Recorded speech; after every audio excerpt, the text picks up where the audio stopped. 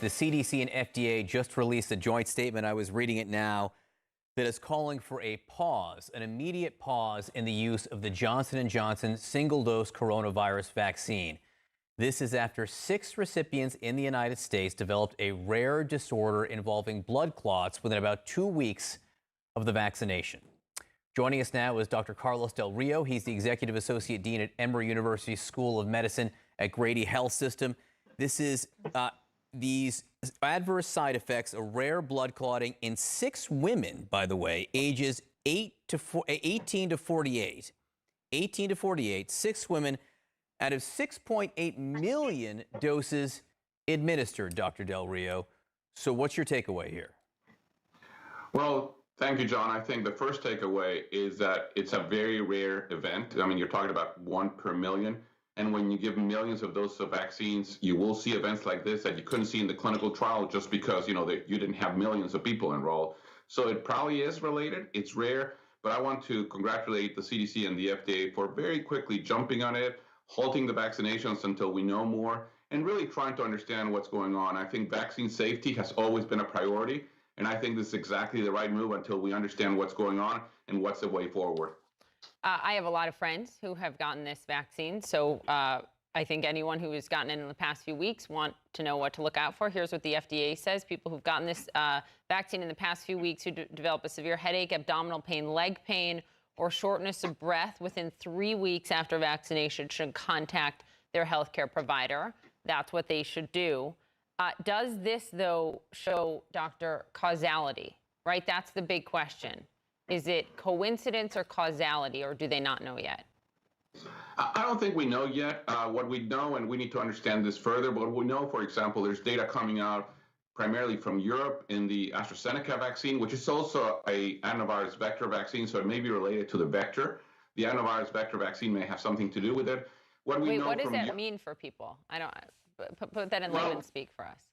Well, let me put it in very simple terms. What it means is that certain types of vaccines, such as the AstraZeneca and the Johnson & Johnson, which use a cold inactivated virus to deliver the spike protein, may be precipitating in very few rare individuals the development of antibodies against the platelet factor 4, which causes this immune thrombocytopenia and thrombosis. So what it means to people at this point in time is I think you're likely going to be okay. I mean, when you think about a 1 in a million event, that's you cross the street every day, you have a much higher chance of getting run over by a car. So I think what people need to be is don't freak out. I'll be going on in my life, but I would be very attuned to my body. And if I develop shortness of breath, if I develop leg pain, if I develop a headache, and I'm within 2 to 3 weeks of having had the Johnson & Johnson vaccine, I would immediately notify my healthcare provider. Just so people get a sense of the numbers again, 6.8 million doses of the Johnson & Johnson vaccine have been administered in the U.S. so far. You can see on your screen right next to Dr. Del Rio, that's out of about 190 million doses administered total. So more than 180 million doses that have been administered in the United States have been either Pfizer or Moderna, right? Johnson & Johnson's a very small number of this. So Dr. Del Rio, are you concerned at all, though, that people are going to see this and say, well, I've been nervous about getting a vaccine. This justifies my anxiety? Well, I think, the concern about any side effects is that it would likely, as you say, potentially increase vaccine hesitancy. But again, I want to emphasize that the risk-benefit ratio is way in favor of benefit. These vaccines have saved thousands of lives already. We've seen mortality in the U.S. continue to decline despite cases going up. And that's because we're vaccinating people. So the chances, I would still recommend people get vaccinated. I would not say do not get vaccinated just because of this very rare side effect.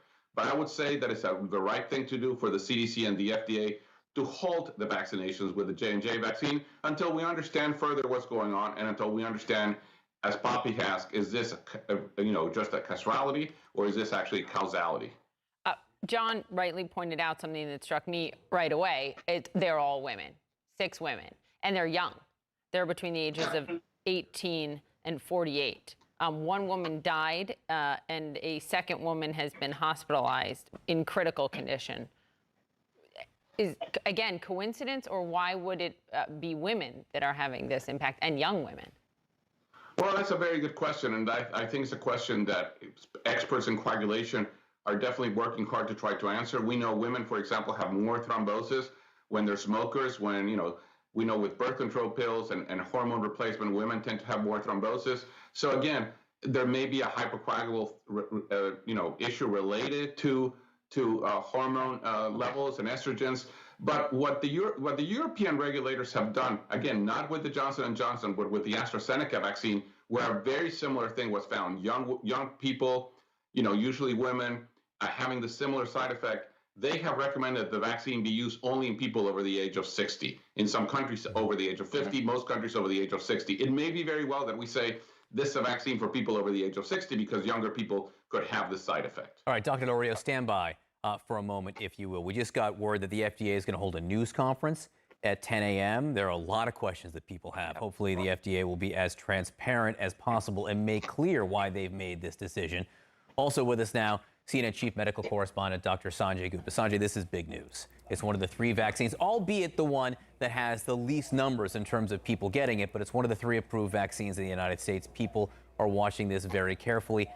Your take on it, and what does this do overall to the Biden administration's goal of getting 200 million doses in people's arms by the end of this month? Well, as far as the second part goes, if you look at some of the models and the way that the administration was sort of calculating how they would get to these numbers, it was largely based on the Pfizer vaccines and the Moderna vaccines, which are 2-dose vaccines. So, obviously this will have some impact, but, because J&J came later, because they didn't hit their initial goals, the impact is probably going to be a little bit blunted here. So I guess that's the good news. But the bad news is they've this is, I think every time we hear a report like this, people who are sort of on the fence a little bit about vaccine and whether or not I should get it, they're a little hesitant.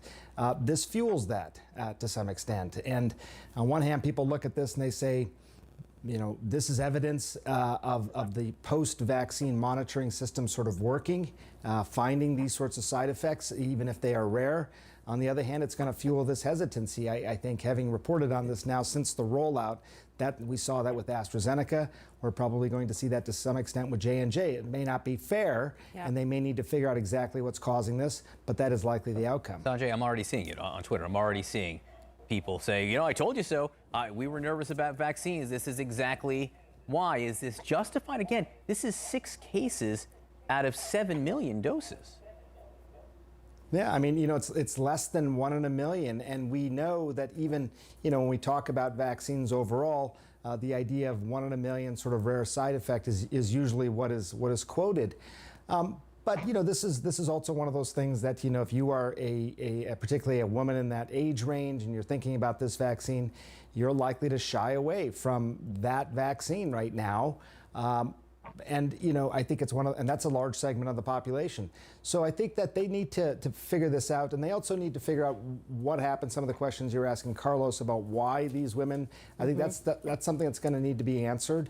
And also the treatment, like what do you do about this? You remember when the Pfizer vaccine came out, there was this question of these anaphylactic reactions, and they had a plan that was sort of put in place trying to identify people who were more at risk and understanding that. Right now we're just sort of getting this information in.